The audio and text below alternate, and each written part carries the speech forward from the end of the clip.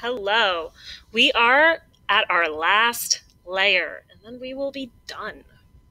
So, we are going to be doing this section right here, the last section. You should have similar color watercolor as usual. I'm going to mix mine around. And then you are going to color in your last area.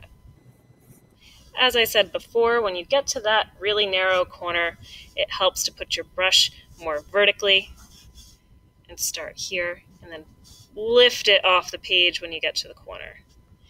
And then you shouldn't go outside the lines too much. And you finished your last layer.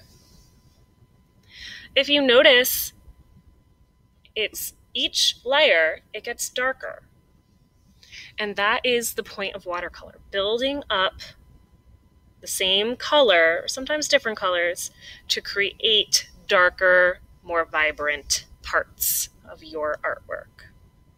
So you just created a lovely prism. Please hop onto Google Classroom to understand how to submit it.